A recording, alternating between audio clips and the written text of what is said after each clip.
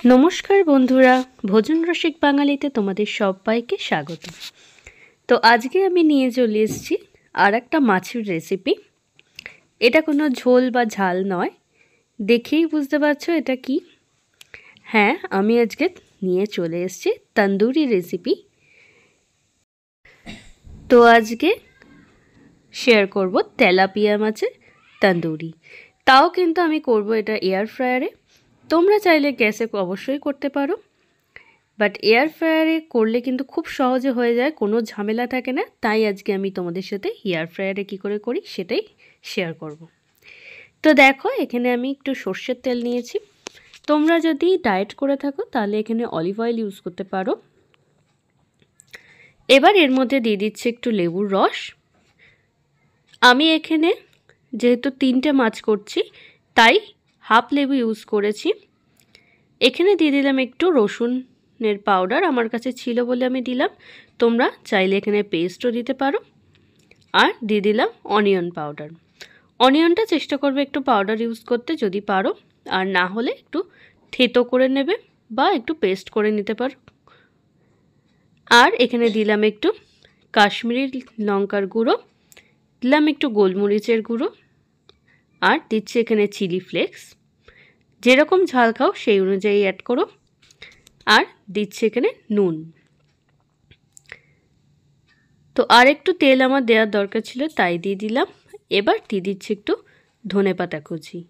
এবার এই মশলাগুলো সব একসাথে খুব ভালোভাবে মেখে নেব। এই রেসিপিটা কিন্তু দারুণ খেতে লাগবে, অবশ্যই তোমরা একবার চেষ্টা করো, করে ভালো লাগবে কিনা সেটাও আমাকে জানিও। আর যারা ডায়েট করে তাদের জন্য এটা একটা ভালো রেসিপি। তোমরা এখানে বলেই দিলাম যে সর্ষের তেলের জায়গায় এখানে অলিভ অয়েল ইউজ করতে পারো, কোনো প্রবলেম নেই, টেস্টের কিন্তু কোনো পার্থক্য হবে না। তো দেখো মাছগুলোকে আমি এবার এই রকমভাবে একটু কাট করে নিচ্ছি। এখানে আমার মাছগুলো কিন্তু মিডিয়াম সাইজের, তোমাদের যদি বড় সাইজের হয় সেই অনুযায়ী মশলাটা অ্যাড করবে। এইবার মাছগুলোর গায়ে খুব ভালোভাবে মশলাটা আমি মাখিয়ে নিচ্ছি। আর যে কাঠগুলো দিয়েছি সেই কাঠগুলোতেও কিন্তু খুব ভালোভাবে মশলাটা ঢুকিয়ে দিতে হবে। তো দেখো কিভাবে আমি মশলাটা মাখাচ্ছি মাছের গায়ে। এরকম একটা একটা করে মাছের গায়ে কিন্তু মশলাটা মাখিয়ে নিচ্ছি। ইভেন আমি কিন্তু ওই পেটের মধ্যেও মাছের মশলাটা দিয়ে দিয়েছিলাম, মানে পেটের যে জায়গাটা কাটা থাকে সেখানটাও কিছুটা মশলা ভেতর দিকে ঢুকিয়ে দেবে, তাহলে কিন্তু খুব ভালোভাবে ম্যারিনেটটা হবে, কারণ তাহলে মাছের পুরো ভেতরে অবধি মশলাটা ঢুকে যাবে।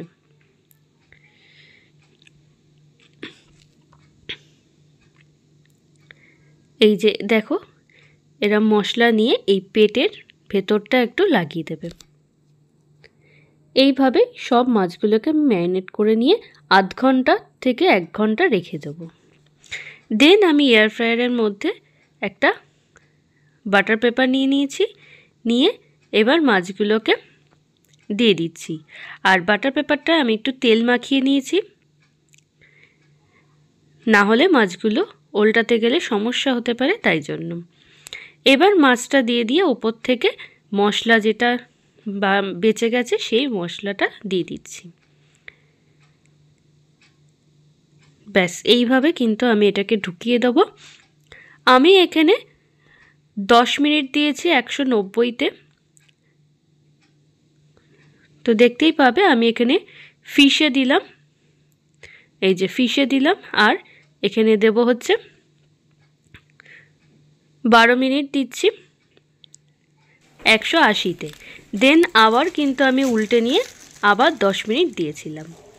তো তার রেজাল্ট তোমরা দেখতেই পাচ্ছ কত সুন্দরভাবে এটা হয়েছে। তো রেসিপিটা কেমন লাগলো অবশ্যই জানাতে ভুলবে না। ভালো লাগলে লাইক কমেন্ট শেয়ার করো। আর দেখো এটা আমি খুব সুন্দরভাবে গার্নিশিং করেও দিয়েছি। তো চলো আজকের মতো টাটা, আবার চলে আসবো নতুন ভিডিওতে।